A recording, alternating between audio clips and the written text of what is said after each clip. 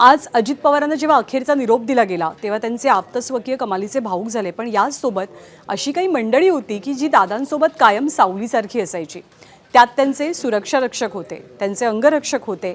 या सर्वांना हुंदके अनावर झाले होते अजितदादांना अखेरचा निरोप दिल्यानंतर। आणि या सुरक्षा रक्षकांचं अजित पवारांचे चिरंजीव जय पवारांनी सांत्वन केलं।